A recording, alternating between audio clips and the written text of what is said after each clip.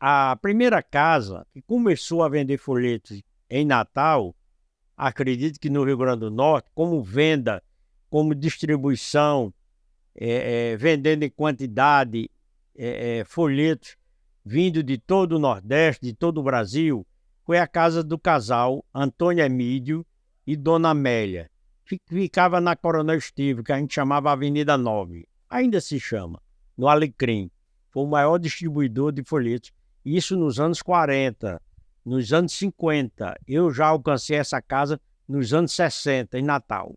Seu Antônio, o dono, posteriormente ele vem a falecer no final dos anos 70, e a esposa dele, Dona Amélia, ela ficou com o comércio de venda de folhetos até a morte dela nos anos 80. Nos anos 80, para o início dos anos 90, vem a grande crise do cordel, em termos de produção e em termos de distribuição. Tinha cordelista, mas pouco cordel circulando, poucos editores e poucas pessoas vendendo. E no Rio Grande do Norte vem dessa crise aí dos anos 90. Tinham alguns, digamos assim, alguns folheteiros, vendedores de folheto de cordel, né? Como tinha o Francisquinho e outros, né? A gente pode esquecer, a Baeté tem um papel importante nisso aí. Jerônimo do Sucesso.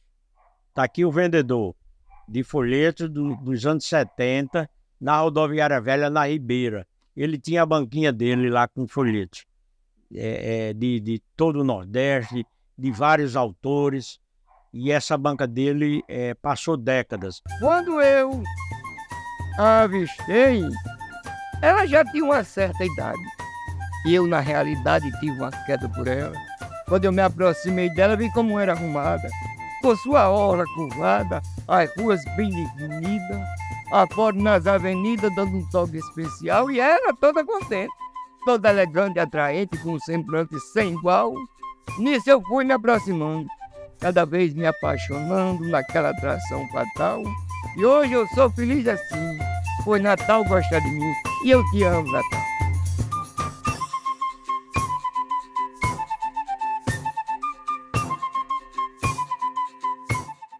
Todas as feiras em Natal se tinha um vendedor de folhetos, que era o declamador de folheto, o cantador de folheto, que o povo chamava.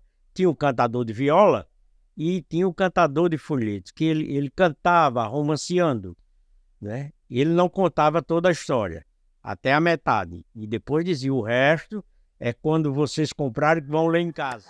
E de nosso baião de dois, candapé foi se matuto, de nossa fé, nosso luto, dos andares da romaria, do repente, cantoria, da beata, rezadeira, do cheiro de baladeira, dos bolões de vaquejada. E dos curiscos voada, inchada, peneira e pabre, da roça de vazante. Mas vamos mais adiante, que eu não parei de falar. Uma espécie de mártir, de corta, de deixa, entendeu? Era um mártir deles. Francisquinho é autor de folhetos, xilógrafo e vendedor e cantador de folhetos. Na Cidade da Esperança, dia de domingo, no Carrasco, nas quarta-feiras. Na segunda-feira ele ia para as Rocas e no sábado no Alecrim.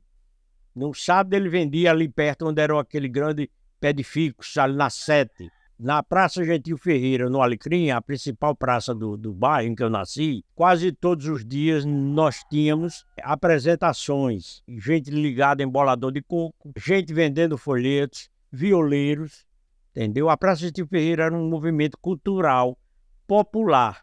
Lá se comprava o disco do violeiro, se comprava o folheto, enfim, depois isso foi se modernizando. Até os anos 80, 90, se comprava CDs dos emboladores de coco. Pedro Jacó de Medeiros, xilógrafo e dos bons, porque todo o folheto dele, a xilogravura, é do próprio. Tinha a feira, dia de domingo, em Cidade Nova, que ele levava os folhetos numa banca para vender. Foi um grande cordelista, com histórias aí sobre o tremor de terra em João Câmara, tremor de terra em Natal, e histórias de lendas, de cobras. Foi uma espécie de repórter do povo. Ele ia nas escolas com a sua maletinha, com seus folhetos, pedia à diretora para fazer apresentações e tal. Enfim, foi um divulgador da literatura de cordel. Esses folhetos dele é nos anos 80. Ele publicou a maioria de seus folhetos no projeto Memória da UFRN. Cidade Alta, nos pontos em que se concentrava mais gente, como parada de ônibus, sempre ficava um vendedor de folheto. O mais famoso, o que mais repercutiu foi Francisco Carlos. Ele tinha a sua banquinha, onde hoje a gente chama o calçadão ali da João Pessoa. Para meu grande amigo, pesquisador e escritor Gutenberg Costa, como lembrança do autor José Saldanha, 29 de novembro de 2001. Seu José Saldanha foi sapateiro e do sapato, do trabalhar no couro, do manuseio com a faca, cortar bem um couro e tal, ele começou a cortar a madeira e começou a publicar os seus folhetos com xilogravuras dele próprio. E eu digo que ele foi o primeiro xilógrafo em cordel, com a capa do cordel. Xilógrafo do Rio Grande do Norte, em cordel. Ele foi o primeiro. Zé Saldanha, ele tinha sido também violeiro, chegou em Natal, botou uma bodega em Candelária, ponto de venda de cordel, ponto de encontro de violeiros, e fez o maior movimento cultural de Candelária. Isso nos anos 80, 90, até os anos 2000. Zé Saldanha revolucionou a questão do cordel em Natal. Assumi a reitoria da Universidade Federal do Rio Grande do Norte e tratei de fazer um local de convivência para toda a universidade, um centro de convivência. E lá nós fizemos várias coisas, entre as quais a música e uma biblioteca de cordel, que hoje foram transportadas para a biblioteca Zila Mamed. Eu participo, sou um dos 13 membros do Conselho do IFAM, do Instituto Patrimônio Histórico Nacional. E tive o privilégio de ser o relator de um projeto que foi aprovado à unanimidade, considerando o improviso nordestino como patrimônio imaterial do Brasil. Ou seja, o cordel hoje é respeitado como patrimônio do Brasil. Em 2005, mais ou menos, eu venho para Natal e tenho contato com esse ambiente aqui, onde estamos gravando, com diversos grupos instalados aqui, grupos artísticos. Quando pensei que não, eu vi a possibilidade de me instalar nesse prédio. E disse para minha esposa do meu interesse em vir morar em Natal, porque a minha poesia já estava, como se diz assim, nos antigos, né? Já estava em voga, né? Eu tinha sido já entrevistado de programa inteiro pelo Jô Soares. Não é um mero fato, né? É uma coisa de uma certa importância. E eu sempre tive esse lado de memorizar as coisas que eu escrevesse e me apresentar para o público. Natal já tinha um pouco de movimento em termos de cordel, mas era muito pouquinho, né? Era nessas feiras que os sebos faziam, né? O pessoal do sebo fazia essa feira e aparecia um pouquinho de cordel. Quando eu vi a necessidade, disso já em 2005, 2006, de montar um espaço para o cordel no Rio Grande do Norte. E aí eu chego a uma visita a Natal e está acontecendo uma feira, a feira na Praça Cívica, onde estava lá muita gente literária. Eu fiquei maravilhado dessa feira. E aí eu encontro a Baeté. Nisso veio uma feira do livro ali na Praça Cívica. E eu fui para lá para ter uma banquinha e apareceu Paulo Varela. Paulo Varela tinha chegado de Jô Soares, vou ficar aqui com você. Tá certo, ficou ali. E terminou a feira, a gente veio para outra feira que teve aqui na Praça André de Albuquerque. E dali, aí Paulo disse, vamos procurar um espaço para a gente botar o cordel. Aí saí procurando, ele encontramos ali, que era um prédio antigo. E a gente chegou lá, falou com o pessoal lá que ele estava tudo ocupado, né? E arrumou um cantinho lá embaixo. A gente teve um trabalho danado de lavar, de limpar. E botamos lá uns cordelzinhos e os professores, e a gente ia na escola. a gente chega definitivamente em 2005, 2006 a esse prédio. E em 2006 a gente funda o primeiro espaço a agregar pessoas que tenham alguma identificação com o cordel. Começam mesmo a entrar no cordelismo, do encanto do cordel para cá. Aí veio a reforma da escola, eles pediram o prédio e eu saí, né? Mas Paulo, E a gente sofre uma agressão muito grande por parte do governo, que foi deixarmos esse prédio, 250 artistas, mais de 60 famílias, e nós fomos jogados fora. aí Paulo foi para Sul e eu vim para aqui abrir a Casa do Cordel aqui, na Vigário Bartolomeu. Em Cordel, eu vou narrar sua história e seu legado na cidade de Natal, que é a capital do estado do Rio Grande do Norte, para quem não está lembrado. Esta história se divide simplesmente em 2 momentos. Antes e depois da casa, que implantou empreendimentos, organizou cordelistas, promovendo movimentos. Foi a Casa do Cordel que chegou para reunir artistas e cordelistas no intuito de construir e organizar nossa luta para o cordel se difundir. Porém, antes, os eventos de cordel aconteciam, isolados, pontuais, onde apenas se vendiam folhetos de antigamente e os novos que existiam. Lá dentro da Casa do Cordel tinha um editor, tinha um rapaz que produzia, Maico, ele e mais 3 não paravam. Eu olhava assim, vi que não tinha tanta qualidade, mas tinha quantidade. Eu disse, daqui essa quantidade vai sair a qualidade, né? Tinha muita gente escrevendo, criança, todo mundo escrevendo, professores. As pessoas foram perdendo a vergonha de escrever, de comprar. Porque antes as pessoas tinham até vergonha de comprar. Às vezes eu ia para uma feirinha assim com os cebistas, botava uma banquinha lá e chegavam os camaradas assim, olhando, pegava, virava, com vontade de comprar, mas tinha vergonha, né?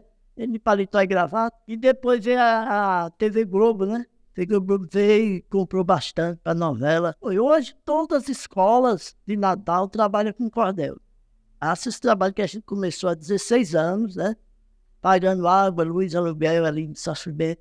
Porque não é só o doutorado, o jornalista, o bacharel, que tem a capacidade de passar para o papel uma ideia que projeta. Isso também o poeta faz em forma de cordel. Tive contato com a Casa do Cordel, né? Conheci o poeta Anivaldo Leite de Lima, que é conhecido como o poeta Baeté, e foi lá onde eu conversando e comprando cordel para me ler, e eu sabia fazer, mas nunca tinha publicado. E eu comecei a trazer as minhas obras e fui publicando, né, pela Casa do Cordel. A história do cordel de Natal e talvez até do Brasil é antes e depois da Casa do Cordel. Porque a Casa do Cordel ela é uma mãe que acolhe, que abraça muitos cordelistas. Muitos cordelistas hoje que estão aí na mídia tiveram uma boa força aqui na Casa do Cordel. Essa maravilha que nos faz, nos mostra, nos abre um leque para que a gente possa chegar mais além com a força que essa palavra cordel tem, de muita poesia e arte. Antes existiam os poetas, isolados, né? Cada um no seu quadrado, né? E ia para as feiras, né? Mas com a instituição da Casa do Cordel, e a gente começou a se encontrar e planejar um movimento mais sistematizado, mais organizado. Aí se pensou, né, na Academia do Cordel, se pensou na Associação Cultural Casa do Cordel, se pensou nos eventos organizados e para as escolas. Daí decidiu, né, em decorrência de toda essa luta, né, foi criada a Estação do Cordel, que hoje é ponto de memória, né, a Estação do Cordel. Esse tal cordel tá morto lá da terra dos pés juntos. Faz um bocado de tempo que ele virou defunto, abestado, tu não lê, não vê jornal nem TV. Hoje cordel é assunto. Morrer que tinha morrido, e se tinha, venceu. O poeta cordelista, essa batalha venceu. Patrimônio cultural, como um bem nacional, o IFAM reconheceu. Meu cordel é minha vida, meu xodó, meu amor, meu chameguinho arrochado. E por ser merecedor, cada vez mais gente lê. Lê também vai me ser, depois diga o que achou.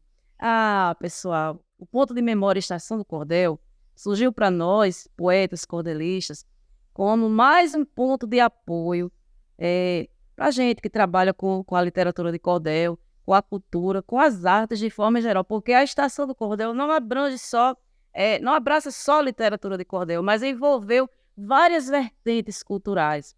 A efervescência artística aqui, nesse ponto de arte, deu vida, revitalizou esta praça, que hoje é o nosso palco. A Praça Padre João Maria. Um espaço que foi construído com a participação de muita gente envolvida, que sentiu a necessidade de construir essa trincheira para levantar a bandeira do cordel. E mais do que isso, que também pudesse interagir com outras linguagens artísticas, como nós fizemos com um coco de roda, com samba de roda, com vários outros elementos da nossa cultura, se transformando aqui num grande quilombo urbano em defesa da nossa cultura e levantando também as reivindicações do nosso movimento. E surgiu a ideia de que precisava de ter mais um espaço nessa cidade para divulgar o cordel, para fazermos estudos e pesquisa. Um grupo chegou à ideia no sentido de ter formação, que o poeta, as pessoas deveriam ter formação. E foi pensado nessa questão do primeiro ciclo natalício do cordel. Em 2016, nós estávamos sonhando. A Estação do Cordel era um sonho. Virou realidade com o nosso primeiro círculo natalício de cordel. Poetas, escritores. Então, nós aqui tivemos muitas palestras, mesas redondas, mesas de debate, abordando várias temáticas, trabalhando cordel. Então, foi muito lindo. E a partir dessa preocupação, terminando o ciclo natalense, em novembro de 2016, começou a ideia de, não, vamos concretizar isso, vamos dar continuidade ao ciclo. Para dar continuidade ao ciclo, a gente tem que ter um espaço coletivo. E aí surgiu a ideia da Estação do Cordel, um nome escolhido através das redes sociais, dando sugestões, eram vários nomes, e a gente foi eliminando até chegar à Estação do Cordel. E mais do que isso, depois da Estação do Cordel, a gente ficou lutando para que essa estação ela pudesse dialogar com as outras vertentes da arte, porque inclusive o cordel sempre fez isso. O cordel dialogou com o rádio, dialogou com a TV, dialogou com o teatro, com o cinema, com a música. Então a gente achava que o cordel não podia se fechar dentro de um quadradozinho. E quando a gente abriu a Estação do Cordel, em março de 2017, no Dia Nacional da Poesia, eu lembro muito bem, foi muito movimentado, teve muita gente, muita declamação de poesia, tivemos mesas de debate, e a ideia era essa mesmo. Então, além da declamação, além da publicação dos cordéis, a gente entendia que tinha que ter espaço para o estudo sobre o cordel, que o cordelista deveria entender, inclusive, a obra que eles fazem, que eles organizam, que eles participam, e saber um pouco da nossa história. Inclusive, o meu filho, eu tenho um filho, poeta, cordelista, hoje ele tem 17 anos, mas ele surgiu aqui, quando a Estação do Cordel era um embrião, era só um embriãozinho na nossa mente, né? Como eu falei, no nosso sonho, né? Meu nome é Felipe e eu sou cordelista, me inspiro nos mestres da nossa cultura e eu sigo escrevendo a minha literatura, ainda sou jovem mais idealista. Meu sonho é ser um grande artista, pois a minha mãe me ensinou a lutar. Se quer algo na vida, tem que conquistar. Com força, com garra, com fé e esperança, eu cultivo esse sonho desde criança, de levar cultura para todo lugar. Já tem 2 livros publicados, vários trabalhos em cordel, é um poeta declamador, nasceu aqui, literalmente aqui, como poeta, e nesta galeria de poetas, temos como presidente de honra, Francisca de Assis Borges, a minha mãe, a poetisa dos lares sertanejos. Aqui são 3 gerações registradas. Tem a minha mãe, mais acima tem eu mesma, né? E lá em cima tem o meu filho, Felipe Borges. Tem muita coisa registrada aqui, muitas histórias, muitas vivências. Aqui foi espaço para lançar o primeiro cordel de Felipe Borges. Um menino de 8, 9 anos lançou seu primeiro cordel aqui nesse espaço. e abriu, inclusive, a porteira para que muitos outros poetas viessem lançar seus livros aqui. Pesquisadores, cordelistas, né? Muita gente que utilizaram, se apropriaram do espaço Estação do Cordel para lançar as suas publicações.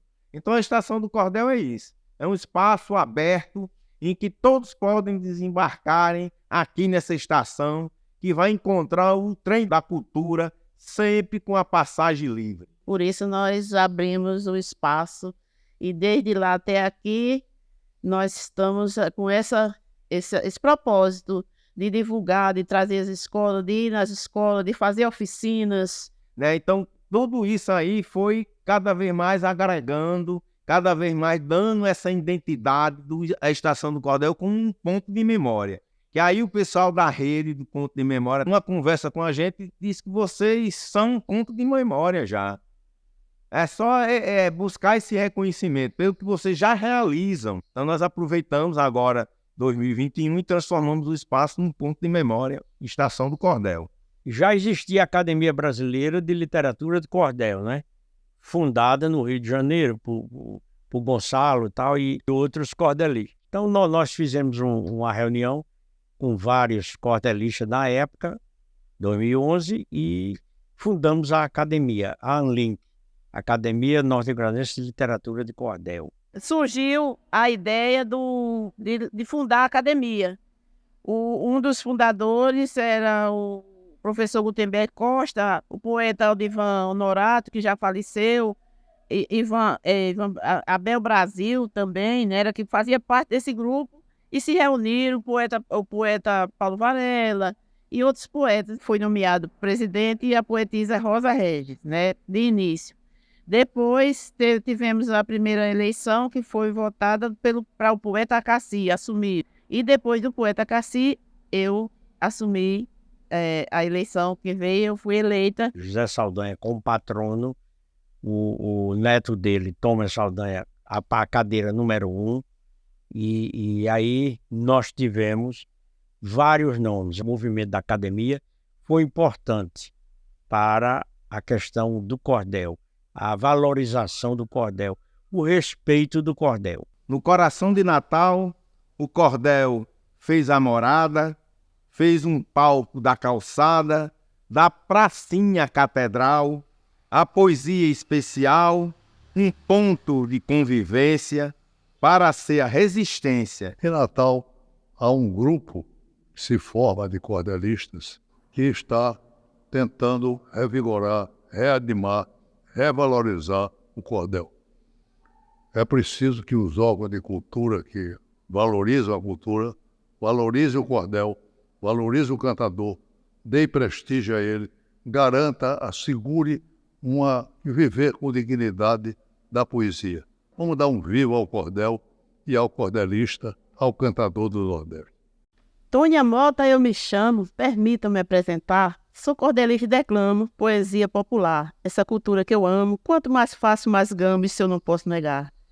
Nasci lá na Paraíba, região do Cariri. Quando eu saí de lá, vim morar no Potengi, na cidade espacial, minha querida Natal, nesta terra de Poti. Eu gostaria de dizer que nós precisamos de recursos públicos para manter esse espaço, porque a gente tira do próprio bolso, suado, para poder deixar aberto e fazer cultura para a cidade. Então, a cidade era para pagar a nós, que somos artistas, para fazer cultura, não os artistas pagar para trabalhar fazendo cultura para a própria cidade. Nós nos declaramos cordelistas. Aqui nós somos artistas, amantes da arte. E o que nós necessitamos? De apoio, de mais leis de incentivo e fomento à cultura e que venham com menos burocracia, que venham mais abertas para que nós possamos participar. O cordel, ninguém consegue derrubar o cordel, porque o cordel é uma literatura do povo, para o povo, certo? Ninguém dorme agarrado no dicionário, catando palavras bonitas para botar no cordel. Na educação, ele cai como uma luva de mão cheia, porque os alunos não têm preguiça de ler um cordel, né? A gente sabe que tem muitos cordéis, que não tem métrica, não tem rima, mas a gente não pode fazer nada. É livre. O cordel a gente faz 1000. Daqui a pouco está no meio do mundo. Né? Como eu já produzi mais de 1000. Quer dizer, E um livro, para você vender 1000 livros, dá um trabalho grande. Cordel não, a gente faz vender na esquina, na feira, em qualquer canto. Invista na cultura, que a salvação do mundo é a cultura. A literatura de cordel na minha vida, eu posso dizer que modificou a minha vida, porque eu nunca fui reconhecido na minha cidade, nem aqui na capital do estado, como professor de história que sou.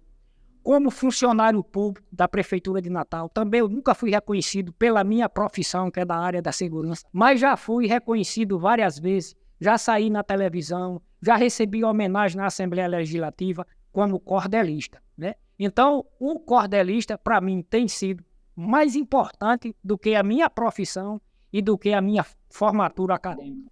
Pode me chamar de louco, de poeta sonhador, de frustrado eleitor, que de tudo eu tenho um pouco. Sou doente, quase morro, cabelo pro beleléu, por isso que eu uso chapéu e óculos para ver direito, mas eu tenho um grande defeito, sou maluco por cordel. Por arte, por poesia, por cultura popular.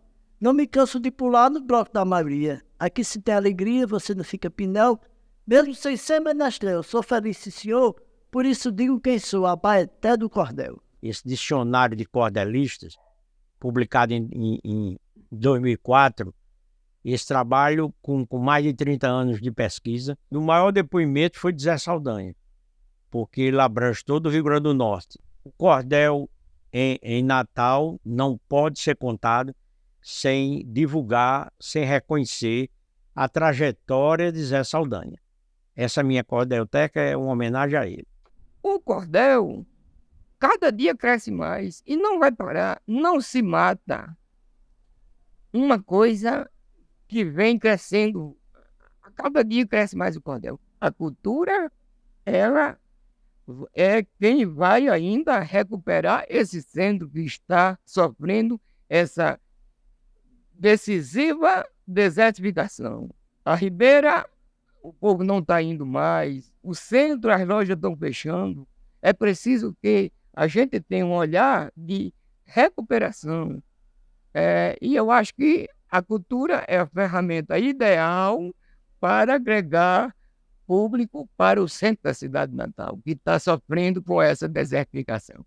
Meu amigo, a coisa tá muito feia. Escuto a terra gritando, furiosa se esperneia, e eu comigo pensando, os meus neurônios queimando, a minha alma vagueia. Hoje, amigo, eu vi na TV cenas de destruição. Eu vi um rio que era doce morrer na poluição. Eu vi as matas queimadas, as florestas devastadas, a moto sem reação. As notícias me mostraram o gelo se derretendo, os lindos ursos polares irão acabar morrendo. Não tem uma autoridade que faça uma caridade. Será que não estão vendo que se queimarem as florestas, a água doce secar, se essa fumaça preta conta de tudo tomar e se tudo escurecer, o nosso planeta morrer, aonde vamos morar? Bom, pessoal, para minha geração, eu recomendo muito a vocês que deem atenção e deem valor à literatura de cordel, porque é realmente algo maravilhoso que transforma as vidas. Eu posso claramente dizer que minha vida foi mudada graças ao cordel. Eu criei gosto por ler, ajuda muito na memorização, então eu recomendo que vocês leiam os clássicos do cordel, como O Cachorro dos Mortos, O Pavão Misterioso, Juvenal e o Dragão. Eu realmente recomendo porque é algo muito belo. Ai, mas é coisa de gente velha. E daí que é de gente velha, meu amigo? O que é que tem? É só porque é velho não é bom?